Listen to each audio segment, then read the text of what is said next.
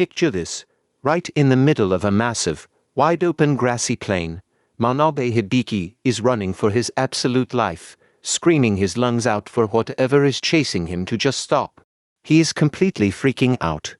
Totally bewildered as to how he suddenly got chucked into this bizarre, unfamiliar place. Just when his panic hits its peak, out of nowhere, a status support system chimes in, offering to help analyze the creature hot on his heels, but instead of calming him down. This mysterious disembodied voice only makes Hibiki panic even more since he has zero clue where it's coming from. In a classic stroke of bad luck, right while he's desperately sprinting away, Hibiki trips and faceplants hard into the dirt. But get this, the horned rabbit that was chasing him unexpectedly dives straight into his open bag, and instantly dies after getting crushed by Hibiki's body weight. While Hibiki is busy dealing with his terrible luck, far away in a dense forest, a blonde elf receives a mystical message from the spirits telling her that something incredibly precious has fallen somewhere to the east. She immediately gets all flustered, her face turning bright red from sheer embarrassment. Cutting back to Hibiki, he tries to catch his breath for a second and checks his smartphone, only to find absolutely zero signal. At this point, he starts seriously suspecting that the system voice from earlier was just a wild hallucination, brought on by his sheer terror. Not long after, the status support voice pops up again, casually informing him that the rabbit meat in his bag is totally safe to eat. Even though he's super grossed out since it's his first time ever handling a dead animal, Hibiki ultimately decides to take it with him as emergency rations. With his curiosity finally kicking in, Hibiki decides to test out the analysis feature on his own school bag. To his absolute shock, the results reveal that his bag is now made out of some mysterious material that doesn't even exist back in his own world. Things get even weirder when he randomly decides to appraise the ground right under his feet, only to discover it's actually inhabited by a high-level monster called a maze eater, right on cue. The earth on him starts shaking violently, like something huge is about to burst out. Trying to figure out his own situation amidst this crazy threat, Hibiki quickly checks his personal status. It correctly shows his name as Manabe Hibiki and his age as 16 years old. But what totally baffles him is that his job class is now officially listed as an appraiser. Hibiki tries bombarding the status support with questions, but he doesn't get any satisfying answers about his personal info. However, that's exactly when he realizes he actually has a massive list of totally unique skills at his disposal. Without overthinking it, Hibiki immediately starts showing off and testing out his new powers, activating everything from expert eye to world map, complete with some incredibly enthusiastic, over-the-top poses. But after taking a good look at the map, Hibiki realizes that he's just been walking in endless circles on the exact same area this whole time. So, it brings out the bitter truth. His natural sense of direction really is just that terrible. A fresh ray of hope shines through just as the sun starts setting. When Hibiki finally spots a rocky dirt path, he instantly breaks into a joyful sprint, totally convinced that he's about to escape this deceivingly endless grassland. But because he gets way too excited, our boy Hibiki trips and completely wipes out in the middle of the road again. He just lies there for a second, helplessly feeling the cold rocks against his face, before finally gathering whatever energy he has left to push himself back up. Right as Hibiki gets back on his feet, a system window suddenly pops up right in his face. The status support delivers its first big surprise, officially notifying him that he has earned the title of someone stranded in another world.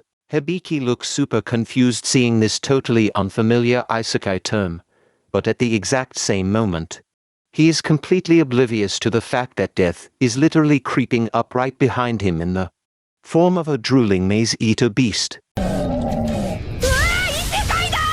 Out of nowhere, a blinding shot of green light streaks through the air and completely obliterates the monster, turning it into scattered particles of light.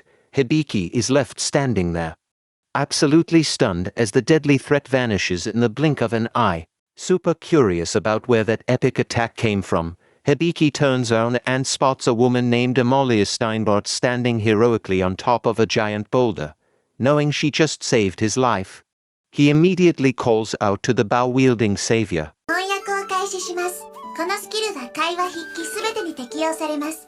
The moment Amalia hops down to approach him, an auto-translation skill suddenly kicks in. Thanks to this, Hibiki is able to bow deeply and properly thank her for saving him from that nasty monster attack.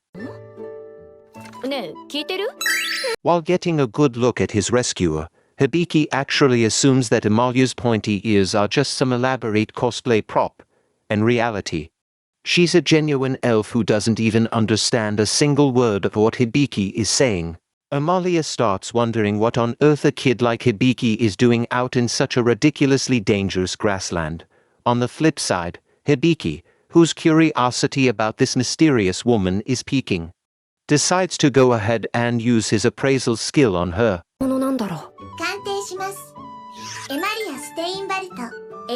You won't believe how shocked Hibiki is when Amalia's status info pops up on the system window, even though she looks incredibly young and cute. It turns out Amalia's actual age is already 56 years old. As they chat, Amalia drops a massive lore bomb.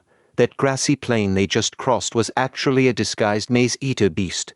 The monster intentionally traps its prey, waiting for them to get completely exhausted before eating them alive.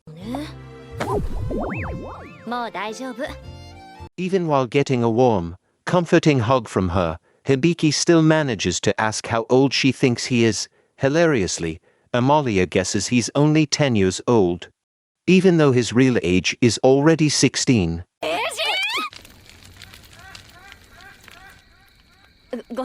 Once things finally settle down, the two of them chill by a campfire to cook some food. Amalia feels super grateful because the horned rabbit Hibiki brought along is a huge boost to their dinner supplies.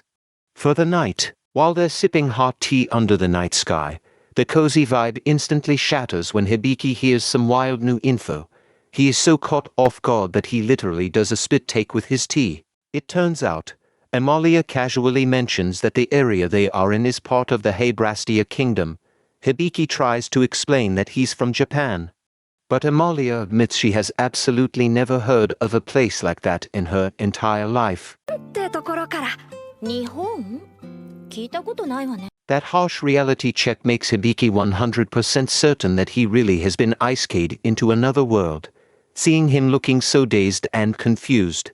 The kind-hearted Amalia promises to escort him all the way to the nearest city. As it gets late into the night, Amalia starts setting up alarm magic around their campsite. Deep down, she can't help but feel that Hibiki is a really unique kid, even if he seems a little too quick to trust strangers. Amalia then remembers the message from the spirits about finding something incredibly precious, and she's totally convinced it was referring to Hibiki. Closing her eyes, she feels so thankful that this precious boy managed to survive out here. Flashing back to way before he got tossed into another world, Manabe Hibiki was just living a totally normal day, hanging out with his friends at a cafe. Mid-conversation, he was complaining about how his height just wasn't increasing at all, even though he felt like a grown-up. Hearing him vent, his buddy Taki deliberately starts teasing him. According to Taki, Hibiki is actually super lucky because his cute face always makes him a massive hit with much older women. But those peaceful school days came to a crashing halt right on the last day before vacation. Just as he was about to step into his classroom, a mysterious, blindingly bright light suddenly engulfed him, instantly whisking him away to this unknown realm. Hibiki snaps back to reality, realizing this is definitely not just a dream as he wakes up under an alien night sky. Amidst all the confusion, the very first thing on his mind is worrying about his friends back home who must be freaking out over his disappearance. When he tries to scope out his surroundings using his appraisal skill, Hibiki finally realizes that the floating green orbs are actually Amalia Steinbart's barrier magic. It turns out the spell functions as an automated alarm system in case any intruders try to sneak Up on them. Curious about his own potential, he immediately checks his personal status again. To his absolute dismay, Hibiki discovers that his job class in this world is just a non-combat appraiser. And to make matters worse, it even has a provisional status attached to it. The next morning, Amalia Steinbart wakes up and starts stretching her arms. She suddenly gets super awkward when it hits her that she just spent the entire night alone with a teenage boy she literally just met. Manabe Hibiki casually hands back a button that popped off Amalia's shirt, blurting out that her chest size is surprisingly huge.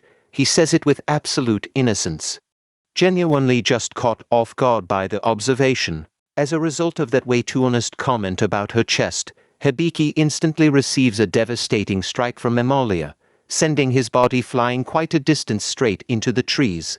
After the mood finally settles down, they resume their journey toward the city of Lowell, while trekking through the dense forest. Hibiki starts wondering just how much further they have to walk before they can finally get out of there. Manabe Hibiki casually explains his world map skill to her. This makes Amalia practically jump out of her skin in shock, because that is an insanely rare skill ranked at a whopping triple tier. Thanks to his naivety, Hibiki actually thinks the ability is nothing special, but in reality, the power to accurately detect travel routes and pinpoint enemy positions is something incredibly rare and highly sought after in this world.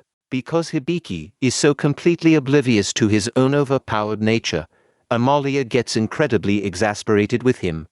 She keeps teasing him for having absolutely zero common sense regarding the basic standards of his new world. The previously relaxed vibe suddenly gets super awkward when Amalia apologizes for making fun of him. But that apology instantly turns into absolute shock when Hibiki innocently fires back by asking if she actually has any friends at all. Seeing how crushed Amalia looks, Hibiki quickly lightens the mood by declaring that he's her friend now. This simple, sweet sentence totally melts Amalia's heart, making her eyes well up with happy tears. But the emotional moment is instantly cut short when Hibiki's radar detects the presence of a crystal horn rabbit. Amalia realizes they've stumbled upon a super rare beast and gets insanely hyped. Since this rabbit is worth way more than a standard horn rabbit, the moment she finds out its horn can fetch up to 200 gold coins, Amalia's excitement goes through the roof. Without a second thought, she violently drags Hibiki deeper into the forest to kick off their ultimate treasure hunt. While staking out the target from behind some bushes, Hibiki uses his appraisal skill and discovers that the rabbit has a specialized escape ability. Amalia quickly warns him that they need to approach with extreme caution, since their target also has a built-in enemy detection sensor. To make sure their ambush goes off without a hitch, Amalia casts a unique spell that completely erases both their scent and sound. This super practical, rare ability leaves Hibiki totally in awe of his partner's magical prowess. Not wanting to be outdone in the compliment department, Amalia praises Hibiki's world map skill for being so insanely accurate at tracking the enemy's position. She claims that with navigation skills like that, literally any adventuring party would be fighting tooth and nail to recruit him. Getting totally carried away by the conversation, Amalia shyly gathers her courage to ask Hibiki if he wants to form a permanent party with her.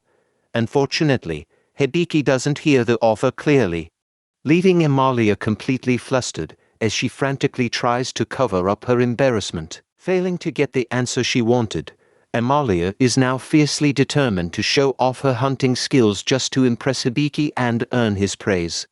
Her motivation is so fired up that the aura radiating from her body literally looks like blazing flames. Amalia draws her bow and unleashes the power of a spiritual archer, transforming the surrounding wind into a glowing green arrow.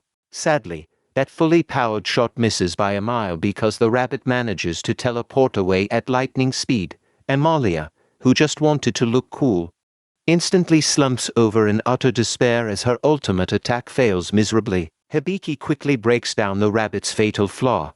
It can't use its skills while attacking. He then bravely volunteers himself to act as the bait. They instantly execute their new strategy, with Hibiki using his powers to box the rabbit in with towering stone walls. As a result, The agile little beast gets completely cornered with zero room left to escape. Right as the rabbit leaps to attack Hibiki, Amalia, who is already in position, lets her wind arrow fly. This time, the shot lands a direct hit, knocking the rabbit out cold in one perfectly precise strike. Successfully hunting down this super rare monster causes Hibiki's level and various skills to skyrocket dramatically. Even so, Hibiki feels a bit down on himself, thinking that the victory was entirely thanks to Amalia's hard work as the main attacker. But Amalia firmly reassures him that it was a team effort, pointing out that without Hibiki's brilliant strategy, they never would have won. They end up happily celebrating their first big victory together right there in the middle of the forest. While they are busy celebrating, far away in an unknown location, a mysterious figure sitting on a golden throne watches them, praising Hibiki's efforts. The figure mutters that the adventure Hibiki is currently experiencing is actually just a tiny prelude to what's coming. Meanwhile, the story shifts over to Evil, who has just finished officially registering as a brand new adventurer, flashing a knowing smile. It looks like he already has a hidden agenda and is totally ready to kick off his mysterious first quest. Hibiki Monobe and Amalia finally make it to the city of Roel. As they're strolling down the streets, Amalia gives Hibiki a quick heads up that they need to take care of some important errands while are in town. Since Hibiki's outfit stands out way too much, Amalia lends him her green cloak to blend in. While they walk, she shares her game plan. They're going to sell that blue horn they brought along to fund their new gear. Out of nowhere, Hibiki is left completely speechless when the system explains the local currency. It turns out one gold coin is worth a whopping 10,000 yen, a value that totally blows his mind. Seeing his shocked reaction, Amalia warns Hibiki not to act so naive, or else some shady folks might take advantage of him. But honestly, Hibiki is just busy thinking to himself, totally convinced that Amalia probably doesn't have any friends. The moment they step foot inside the guild, things get a bit tense when some adventurers start looking down on Hibiki. They treat him like a little kid who needs a babysitter, saying he doesn't look like an adventurer at all.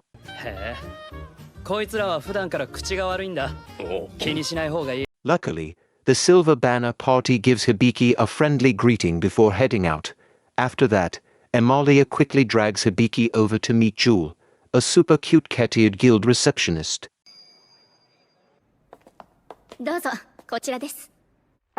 The two of them are then escorted to a private room to meet Bulls Deliad. This is where Hibiki is instantly awestruck seeing Bull's incredibly muscular and imposing physique. Feeling appreciated, Bulls enthusiastically flexes his muscles so hard that his clothes literally rip apart. Weirdly enough, this just makes Hibiki even more hyped to see such intense physical dedication.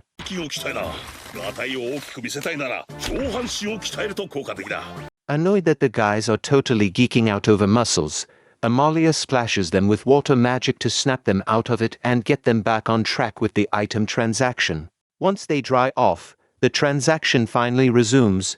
To kick things off, Bulls throws out an initial offer of 400 gold coins for the blue horn. Hibiki initially thinks that's a pretty solid deal, but Amalia instantly protests.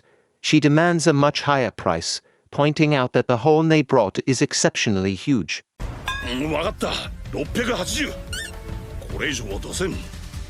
After a pretty fierce haggling session, Amalia manages to score a deal for 700 gold coins, celebrating her massive win with pure joy. On the flip side, Bulls has to accept his fate when Jewel announces she's going to dock his pay. It's a harsh lesson for buying an item that completely blew past the guild's budget. Feeling super satisfied with today's haul, Amalia waits to see what Hibiki wants to do next. As a result, Hibiki officially asks Amalia to become a permanent member of his party. Jewel invites Amalia into the back to iron out the transaction details, leaving Hibiki Monobe and Bulls Deliad to just hang out and wait outside. While chilling by himself in the library, a notification suddenly pops up stating that Hibiki Manabe's tutorial skill has leveled up and is ready to give a more in-depth explanation of its functions. It turns out the skill is actually a helping hand from God, designed for people with low stats so they can survive in this world using basic knowledge.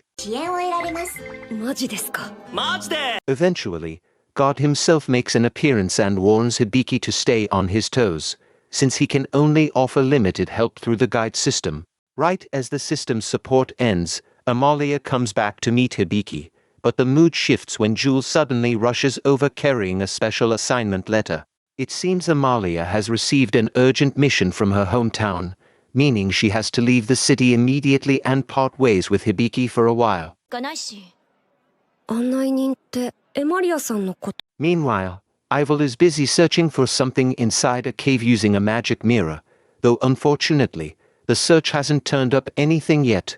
Back with Hibiki, he tries to reassure Amalia that he'll be totally fine and plans to start working as an adventurer, even though his skills are still pretty limited. Still worried about him, Amalia hands over a map and recommends an inn run by an acquaintance so Hibiki will have a decent place to stay while she's gone. Promising to meet up again later, Amalia even gives him her own bow as a parting gift so Hibiki can protect himself on his journey. But while running away in embarrassment after her secret is exposed, Amalia accidentally crashes right into Ivel, sending them both tumbling to the ground in the middle of a crowded street. After apologizing to each other, they realize they're actually heading to the exact same place, the Fairnote Kingdom, the land of the elves. Meanwhile, after Amalia leaves, Hibiki just spends his time slacking off and mourning the tragic death of his smartphone, which has completely run out of battery. Hibiki can only lie there, pondering his fate in this new world. On top of that, he's trying really hard to hide his true otherworldly identity, so he doesn't raise any red flags with the locals. He gets so caught up in his thoughts that he doesn't even leave his room all day. This makes Tonyo super worried. So she marches right in to check on him since he hasn't come down for breakfast or lunch. On the flip side, Hibiki starts panicking because his cut from the Monster Horn sale is running dangerously low. As a result, he pulls up his status screen to figure out what skills he actually has to make a living. Sifting through all the info, Hibiki notices a few new skills have popped up, and one of them is a medical book. He figures this skill is going to be incredibly useful for surviving out here. However, the system suggests that Hibiki needs to study every single page of the book if he wants to perform high-level medical procedures. Without hesitating, Hibiki agrees to master the entire thing all at once, right then and there. Unexpectedly, the knowledge transfer process is actually super hardcore. All the information is forced directly into his brain, making Hibiki's body tremble violently under the sheer weight of all that knowledge. While Hibiki is still fighting through the pain, Amalia and Ivel are enjoying a relaxing sunset stroll by the river.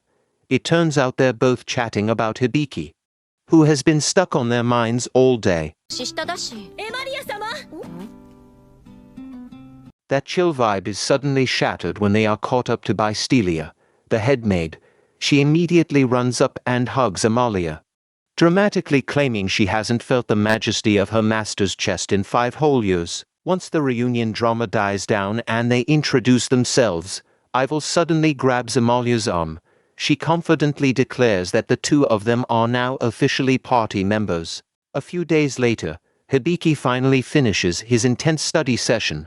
He looks absolutely exhausted, but so relieved after enduring that long process to master the entire medical book. Now rocking a brand new adventure outfit, Hibiki takes a walk around town, casually chatting with his system assistant about how tough it is to gather new skills in this world. Feeling that the assistant's title is way too long, Hibiki asks for permission to give her a much cuter, friendlier nickname, Soppo-chan. But their peaceful moment is instantly ruined when they see that adventure party Hibiki met earlier rushing into the guild in a total panic, carrying a severely injured teammate.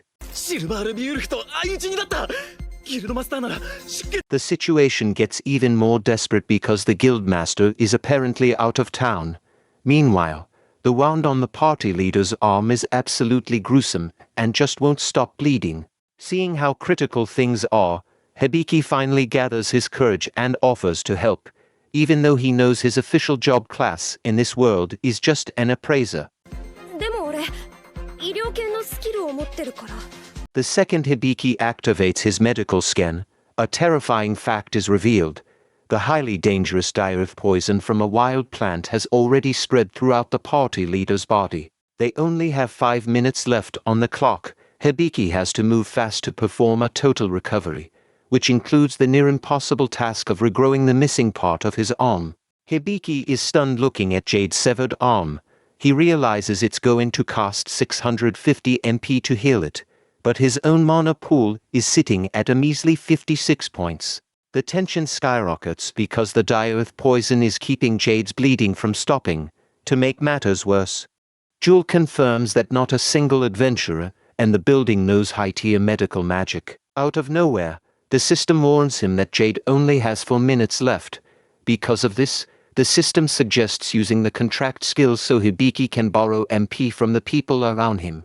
Hibiki jumps right into action, asking the adventurers to transfer their mana to him through the contract. Thankfully, Jade's teammates are more than willing to give up all their energy to save their leader's life. Even though they gather a ton of mana, it turns out they're still just a tiny bit short of the goal.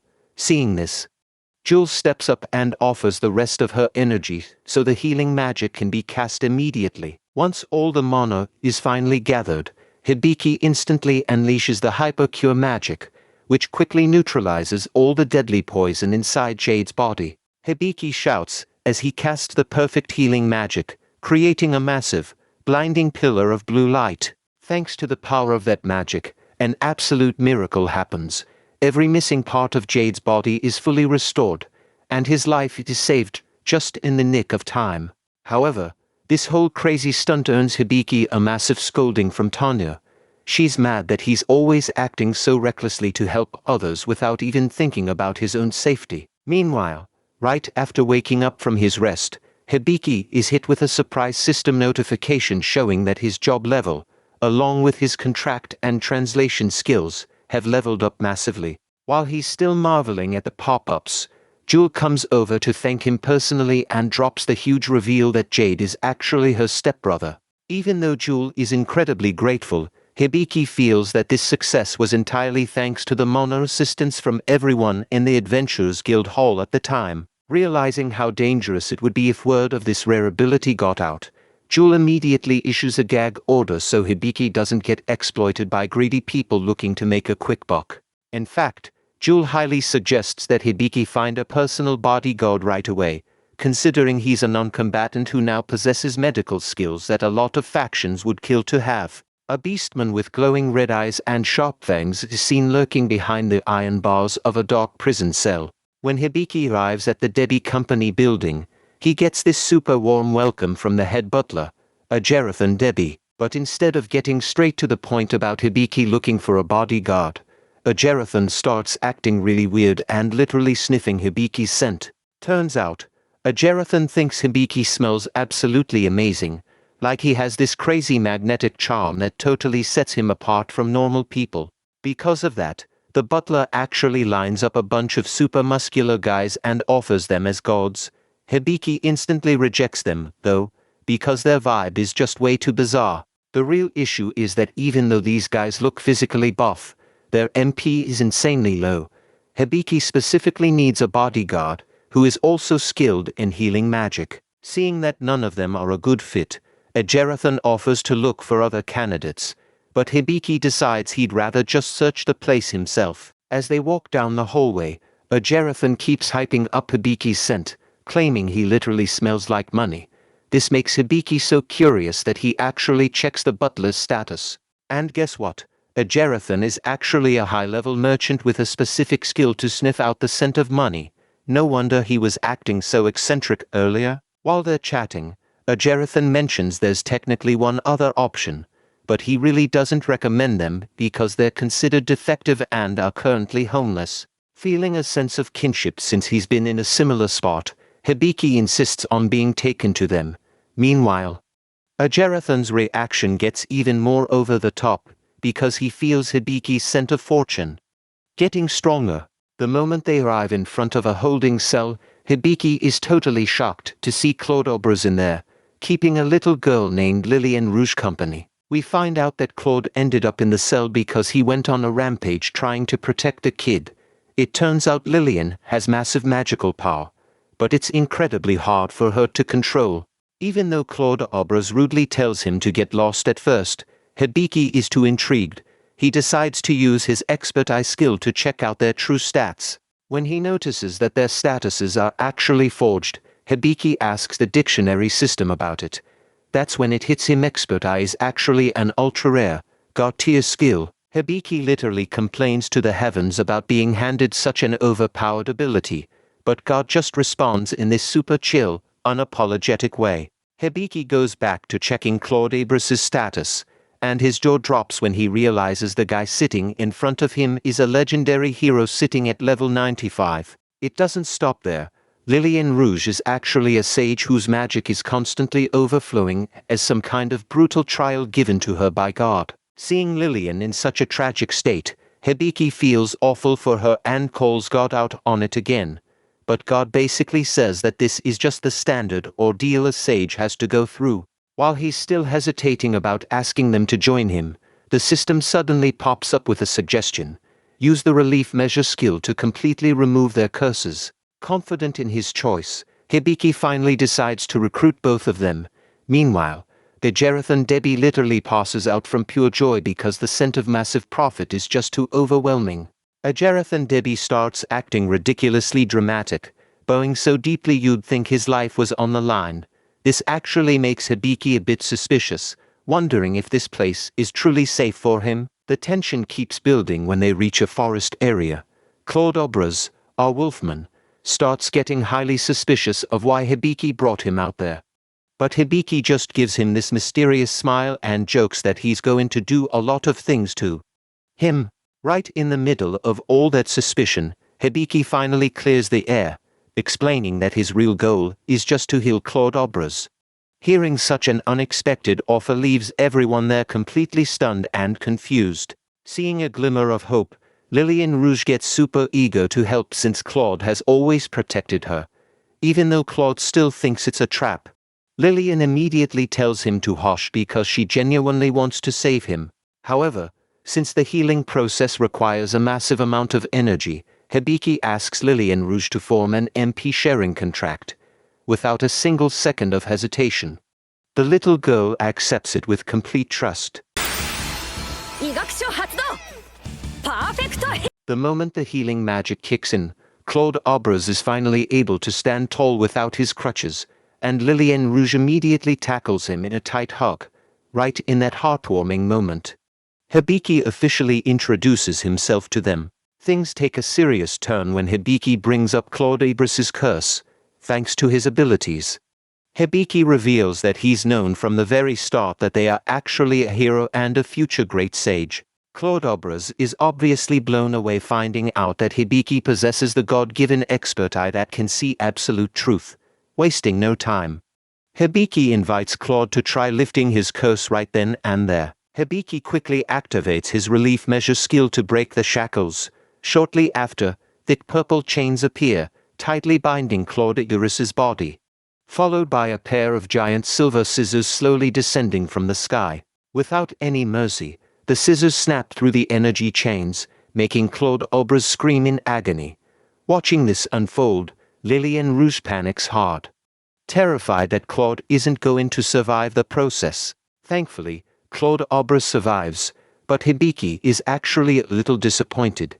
He even complains to God because it turns out only one chain was successfully cut during this first attempt. Even with just one chain broken, Claude Obras can already feel his power returning. As a result, he drops to his knees and begs to perform a loyalty ceremony so he can repay the debt and dedicate himself entirely to Hibiki. In response to that request, God suggests that Hibiki use the contract system to make their vow of loyalty official and absolute. Hibiki agrees. Mostly because he doesn't want to break his own promises to Claude Obras in the future either. Right beneath a blindingly bright pillar of light, Claude Obras kneels solemnly before Hibiki. With an unwavering voice, he takes a sacred oath, offering his entire heart and soul to protect his master for life with everything he has. It's such a cool moment when Hibiki calmly replies and officially grants Claude Obras permission to become his servant. The second that permission is spoken, the contract is instantly accepted by the light spirits, triggering an energy sphere to appear on Hibiki's wrist. Even the sky reacts, forming a circular halo of light around the sun as a sign that the universe itself has blessed this master-servant bond. As physical proof, a glowing emblem appears simultaneously on Claude Obras's chest and Hibiki's hand.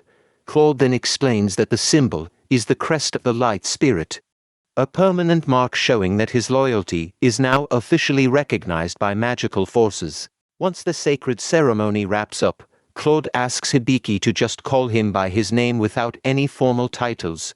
Hibiki welcomes the request with a warm smile, admitting he's super excited to start working together. You just have to love Claude Obras's wide smile after being accepted by his master, while Lillian Rouge looks so incredibly happy, clapping her hands as she watches the two of them. In a wild twist, Claude Obras drops a massive secret. Lillian Rouge's skill actually didn't come from the main god, but from the magic god. This instantly makes the main god break into a cold sweat since his cover is totally blown. Things escalate quickly when the magic god suddenly appears right behind the main god, glaring daggers at him. Without a single word spoken, the main god instantly realizes he is in deep trouble. Seeing the mood get so tense out of nowhere, Hibiki is just frozen in place. That's when the magic god explains that erasing a skill that's already been granted to someone is definitely not an easy task. Curious about this incredibly authoritative figure, Hibiki asks who he really is.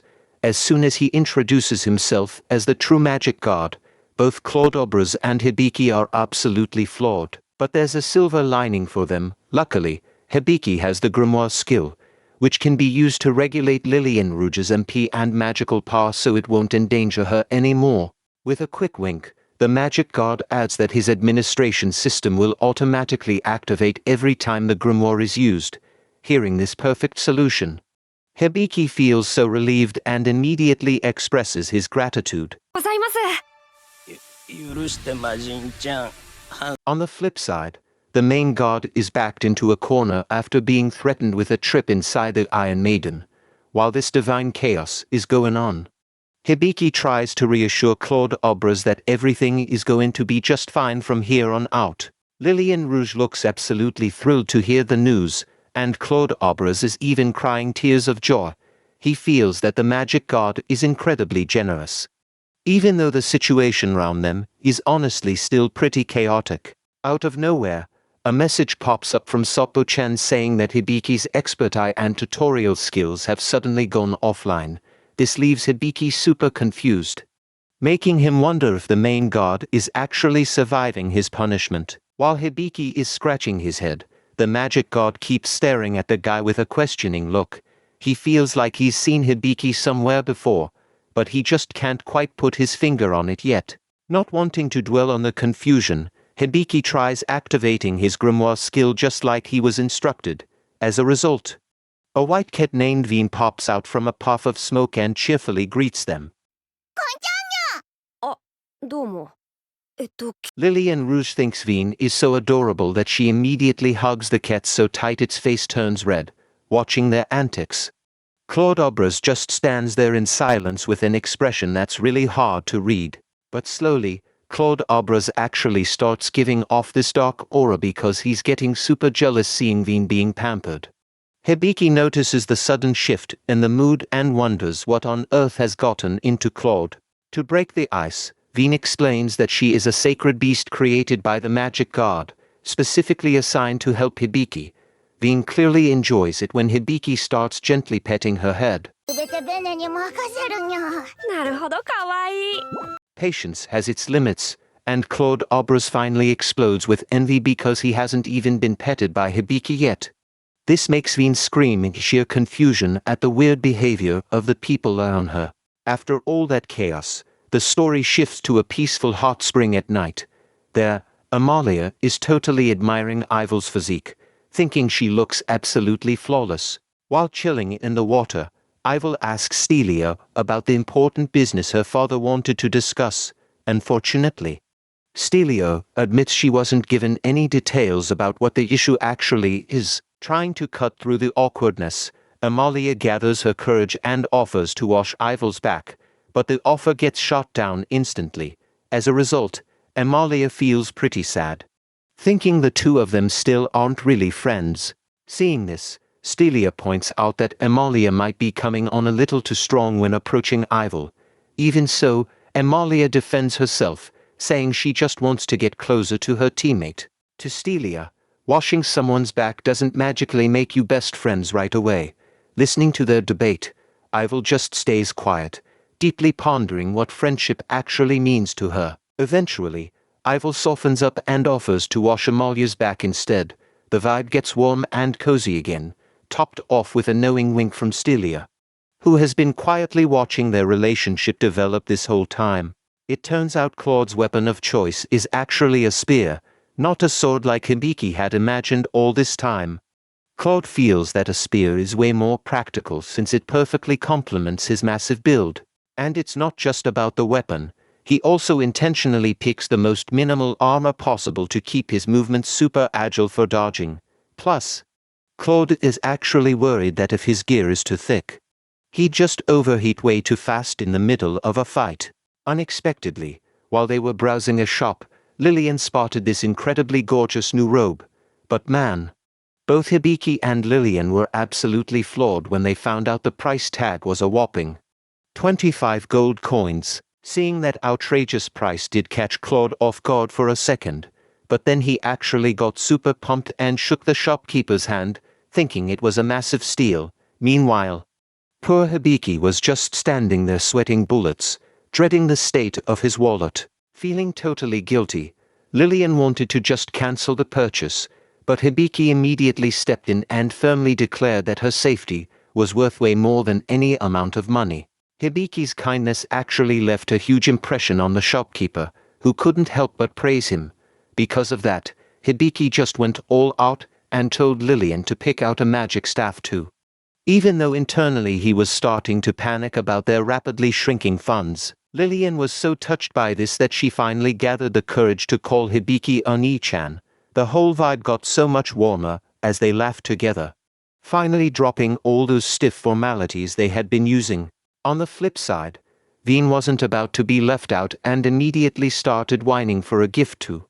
She ended up picking out an expensive blue necklace that mercilessly drained the very last of the cash in Hibiki's wallet. Once training officially kicked off, Veen explained that Hibiki and Lillian were honestly total noobs when it came to adventure basics.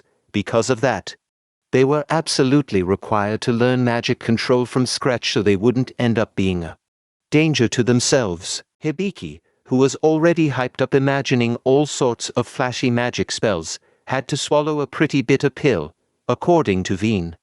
He might honestly only be suited for learning low-level household magic. Even though he was super bummed about not being able to use offensive magic, the two of them obediently followed along. Ultimately, they officially accepted Veen as their teacher to kick off their real magic training. Before getting started, Veen had to register Hibiki as the one responsible for Lillian's magic, and she did it in a pretty wild way. Out of nowhere, she bit down on Hibiki's finger so hard that the poor guy literally screamed in pain. With the administrative stuff out of the way, Veen restricted Lillian's magical output for safety reasons. Now it was Hibiki's turn to tackle the crucial step, learning energy circulation so he could control magic properly. Following the instructions, Claude got ready to channel his energy directly into Hibiki's body. This was super risky, considering Veen had already given a stern warning that Hibiki's physical body didn't have enough magic resistance to handle a massive surge of energy. The moment Claude started channeling his magic, the energy just exploded completely out of control. A massive blast erupted right in their hands without mercy, making Hibiki scream at the top of his lungs because he just couldn't withstand that raw power. Right after that crazy energy explosion, Hibiki was suddenly thrown into this eerily silent, pitch-black space. While he was completely disoriented and unable to feel anything, a bright white light suddenly appeared and called out for him to come closer, but the second he stepped toward the light, Hibiki was shocked to find Anastasia sitting right there by the edge of a lake. The atmosphere was incredibly peaceful, complete with fireflies dancing beautifully under the moonlight. That question shook Hibiki even more when he suddenly realized that he had actually transformed into Claude.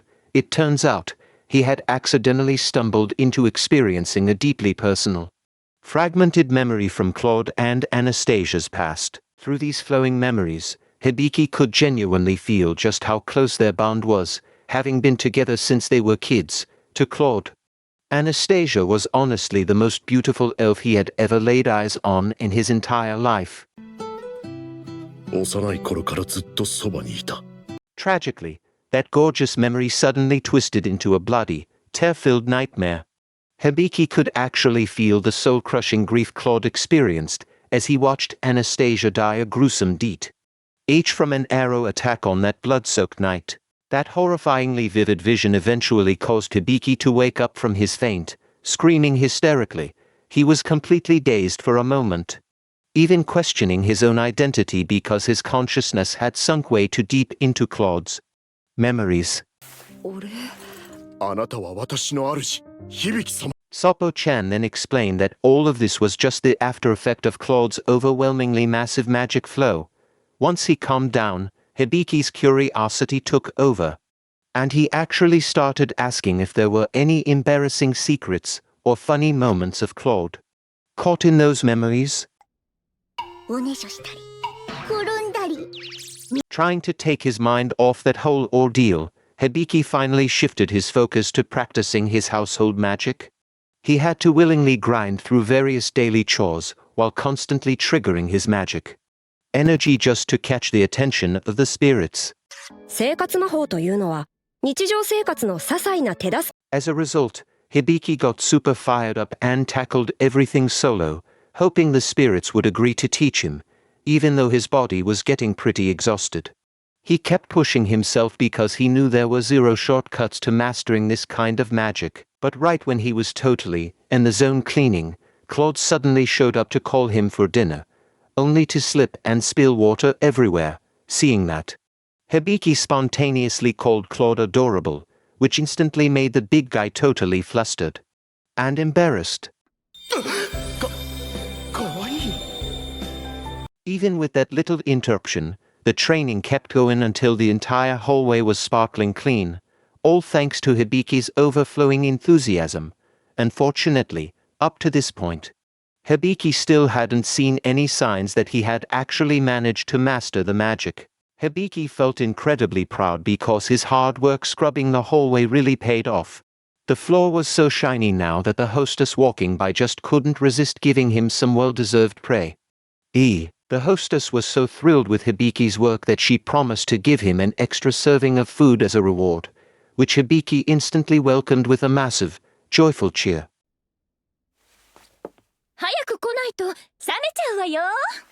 Sadly, because he was way too hyped to eat, Hibiki got a bit careless and accidentally knocked over the water bucket, making Claude completely panic as he watched the freshly cleaned floor get soaked all over again. On the other hand, when Lillian started her magic training out in the open field, she showed some crazy fast progress by successfully creating a pretty stable blue energy orb right in her hands. Seeing Lillian's amazing progress, Claude felt that Hibiki really needed some actual physical training too, but instead of tossing him a sword, Claude handed over this massive bow for him to use. It turned out that drawing that bow was way heavier than anyone could have imagined. Hibiki's hands were shaking so violently that all his arrows just scattered and dropped before they even had a chance to hit the target. Hibiki eventually collapsed from pure exhaustion with completely blistered palms, but instead of letting him catch his breath, Claude straight up told him to use healing magic so they could jump right back into training. Hibiki kept firing off arrows from a distance while Lillian and White Cat just stood back and watched the whole spectacle unfold. Meanwhile, far away in another location, Amalia was trekking through the forest alongside an elf maid, secretly wondering to herself what in the world Hibiki was up to right now. Along the way, they bumped into a dark-haired girl and started discussing a shortcut that cut right through an old fortress, which was rumored to be haunted by some pretty mischievous spirits. Instead of being spooked by the ghost rumors, the dark-haired girl was actually super pumped about hunting for treasure there. Amalia had no choice but to agree since her coin pouch was honestly starting to look pretty light.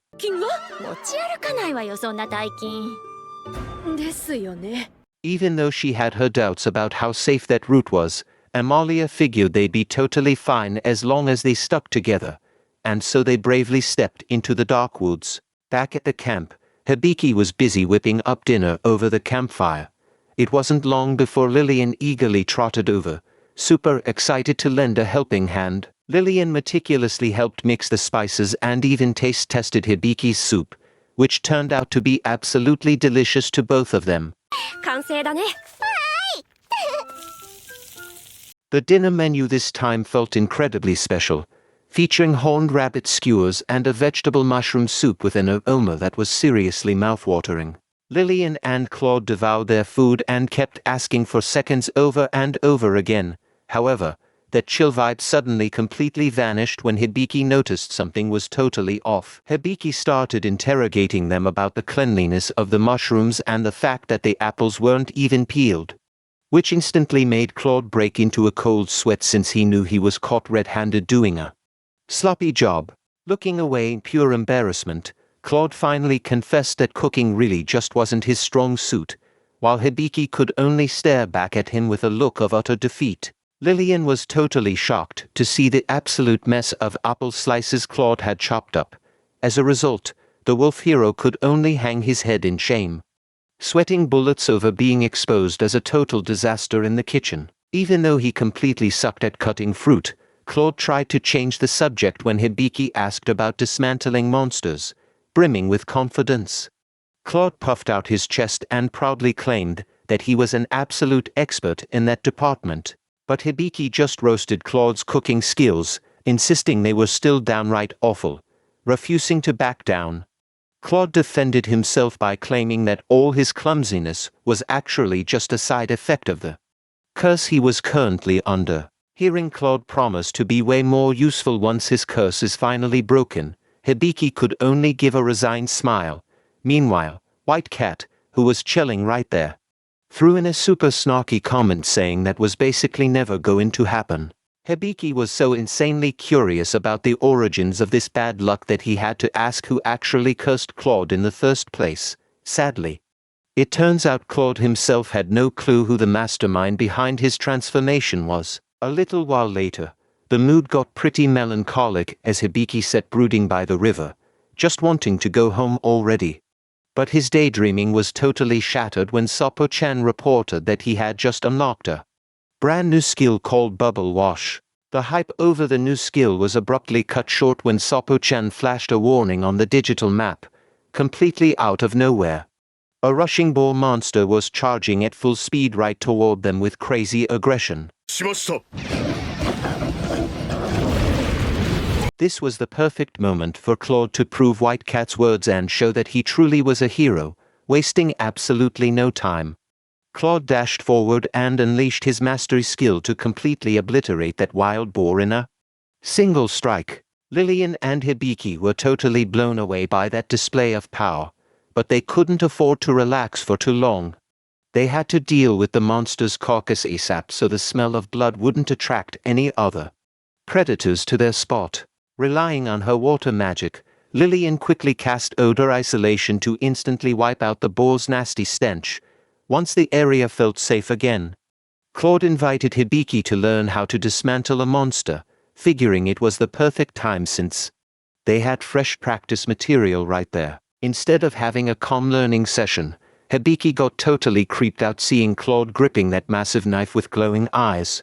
He honestly felt like Claude's intense enthusiasm was just a sneaky way to get revenge for getting roasted earlier. While Hibiki was busy dealing with knives, over in another location, Amalia, the elf maid, and a dark-haired girl were busy exploring that old building.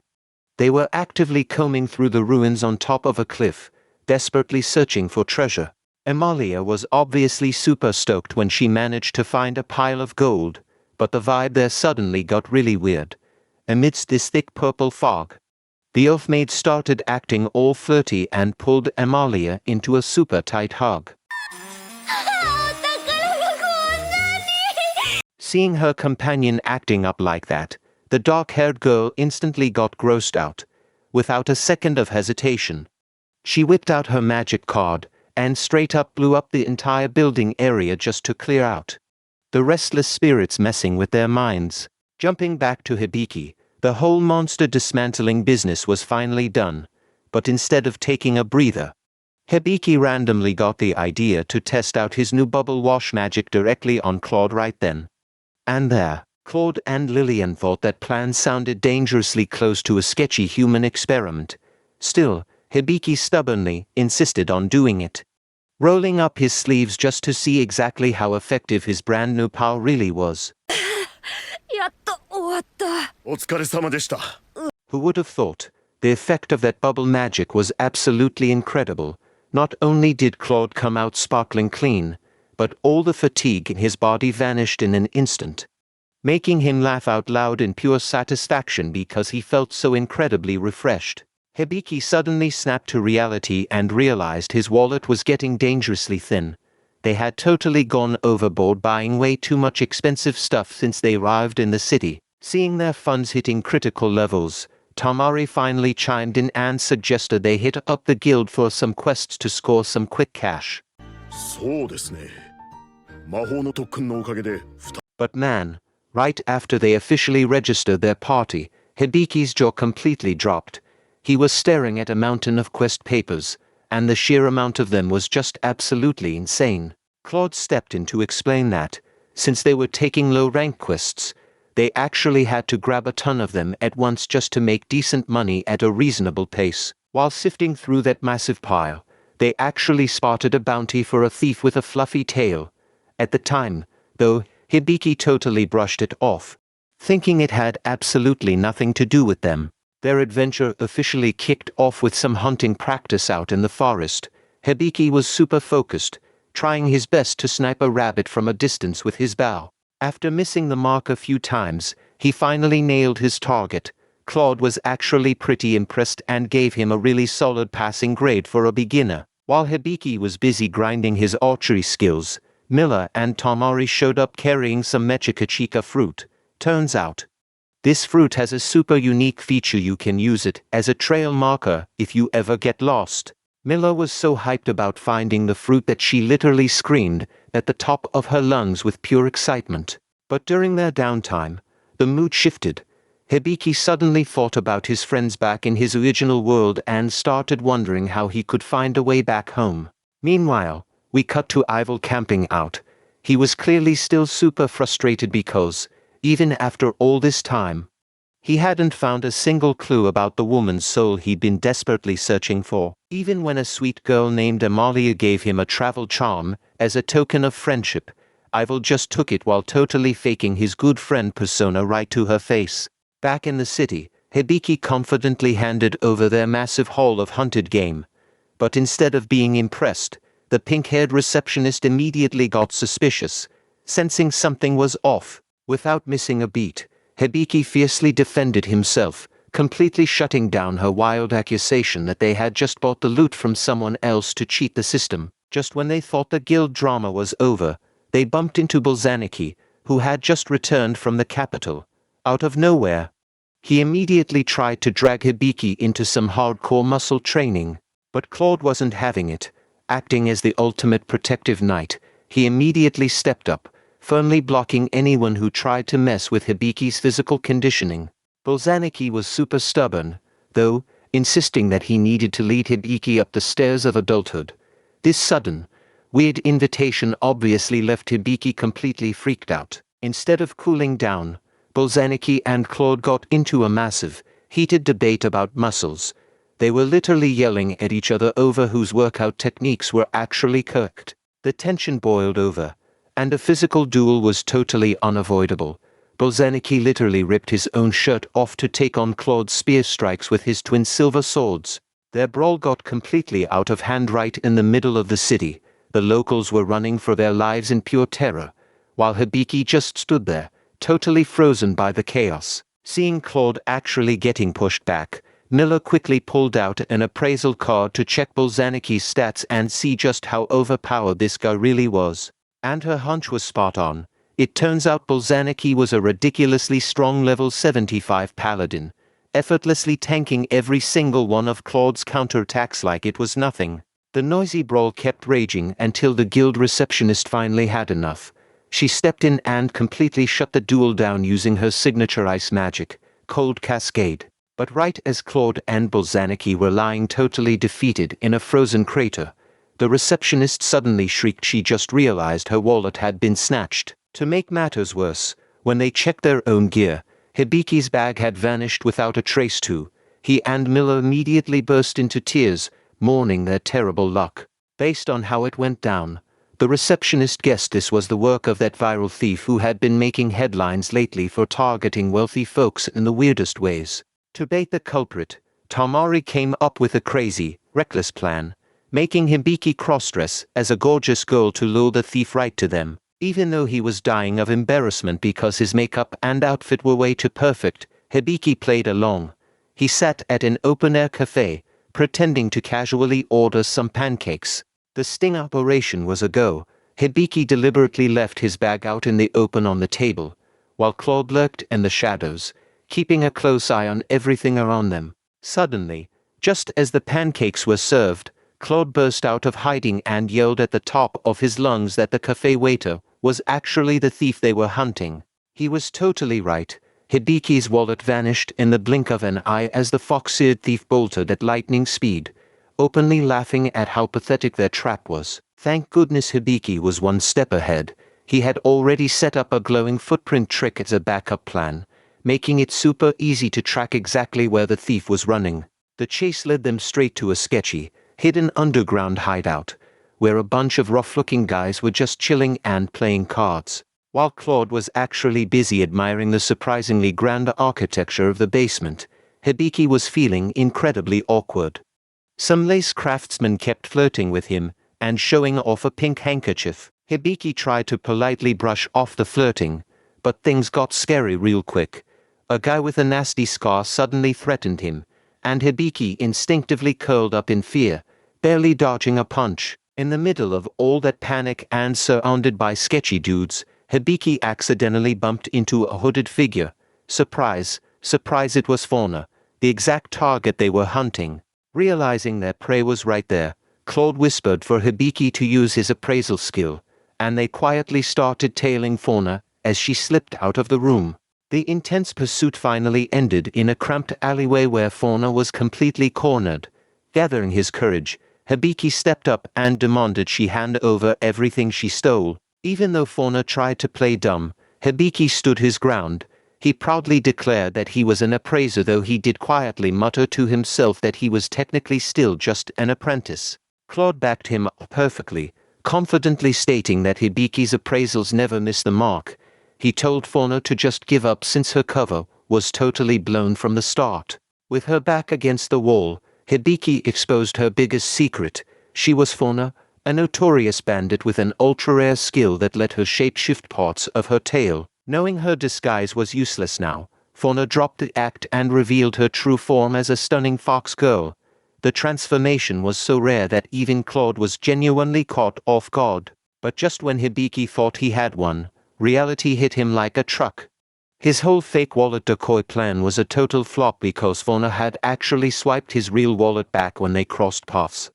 The cafe. Fauna even had the nerve to mock him for how broke he was. Hibiki frantically checked his pockets, and a horrifying realization dawned on him: they had walked right into her trap. Before they could even react, a massive pile of wooden logs in the alley came crashing down on them. Thankfully, Claude's reflexes were insane, and he snatched Hibiki and Miller out of the way right before they got crushed. Claude yelled at Hibiki to chase after Fauna on his own, but with his awful luck, Hibiki immediately stepped right into a hidden snare. The rope yanked him up into the air, leaving him dangling completely upside down. Seeing how easily Hibiki fell for it, Fauna laughed her head off. She mercilessly teased him, saying a supposedly great appraiser shouldn't be so sloppy when chasing a pro bandit like her. But then came the ultimate plot twist. Because he was hanging upside down, Hibiki's disguise slipped, and Fauna screamed in pure shock when she realized the girl she kidnapped was actually a dude, even though she was super confused about why he was cross-dressing in the first place. Fauna thought the whole situation was absolutely hilarious and just kept laughing as Hibiki helplessly squirmed in the trap. Eventually, Fauna made a deal. She agreed to cut him down, but only on one condition. Hibiki had to use his skills to appraise a few of her personal treasures. Having zero options, Hibiki started the appraisal session. First up was a gold ring set with a red gemstone, which he confirmed was of incredibly pure, high-quality make. Next, she handed him what looked like a pearl necklace, but her face totally dropped in disappointment when Hibiki revealed they were just regular old stones picked up from a field. After that came a silver dagger, which turned out to be just a dull ceremonial prop. Despite the bad news, Fauna was actually really impressed and praised just how insanely accurate Hibiki's appraisal skills were. For the final item, she pulled out a super simple-looking wooden bracelet. Hibiki really had to focus hard on this one to figure out if it actually held any real market value. Fauna explained that the carved pattern on the wood was a traditional beastman symbol of affection, widely known among her people as Diana's message. When Hibiki managed to read the hidden inscription on the bracelet, he revealed it was a heartfelt thank you message from Fauna's little brother. Hearing that left her completely speechless. Stunned, Fauna sat down and opened up, explaining that it was a gift from her brother. She had taken it to so many different appraisers before, but literally none of them could read it. Then it clicked for her: her little brother didn't even know how to write. She realized that Hibiki wasn't just reading text. His power had actually appraised the raw emotions and feelings trapped inside the item. When Hibiki gently asked about her brother, Fauna tragically confessed that he had passed away during a war that completely wiped their hometown off the map. Hibiki sympathized, mentioning that his own home was incredibly far away. Hearing that, Fauna seriously urged him to go back home while he still had a place to return to, before it was too late. Fauna also took a wild guess that Hibiki's beastman companion probably had a pretty dark past of their own. She went quiet for a moment, letting the heavy atmosphere settle before officially wrapping up their appraisal session. As a thank you for his amazing work, Fauna tossed his pouch back to him and surprised him with a sudden, cheeky kiss on the cheek as a parting gift. Later that evening, one of the girls had to help scrub the lipstick mark off Hibiki's cheek, while Bolzaniki relentlessly teased him, joking that our boy had finally taken his first real step toward adulthood. The conversation shifted when Bolzaniki brought up some hot gossip about a rising new adventure party known as the Corpse Killers, who were apparently getting direct orders from the king himself. Bolzaniki went into full detail, hyping up this newly famous group and explaining exactly why they had earned such an intense nickname. Claude chimed in to clarify that they were elite exterminators specializing in undead and walking corpses, and there was a really high chance they'd be passing through their country very soon. Just the mention of zombies had Hibiki absolutely shaking in his boots, but of course, Bolzaniki and Claude confidently assured him that raw muscle power and solid combat techniques could solve literally any problem. That night back at the inn, Hibiki lay in bed, reflecting on just how massive and crazy this world really was, especially considering everything he had experienced in just a single day. Claude smiled and suggested that if he really wanted to understand this world, they should go on a grand adventure. Hibiki, acting like the true master of the party, agreed with absolute enthusiasm. 例えばどういう方々ですか? Hibiki declared his next big goal. He wanted to track down the absolute smartest person alive, a legendary sage who was rumored to have lived in this world for over 500 years. When asked why he was so set on finding the sage, Hibiki honestly admitted that he was looking for a way back to his own world. The moment those words left his mouth, a heavy silence fell over the room. Hibiki quickly tried to comfort a visibly upset Miller, but the harsh reality finally hit him. Finding his way back home meant he'd have to say a permanent goodbye to all his amazing new friends here. Claude, being the absolute pro that he is, totally understood Hibiki's longing. He knew that Hibiki was a traveler from another world who had been dragged into this mess completely against his will. To ease the tension, Claude made a heartfelt vow to protect Hibiki with his life until the day they finally had to part ways. Hearing that promise lifted a huge weight off Hibiki's shoulders, allowing him to finally get some peaceful rest in his room.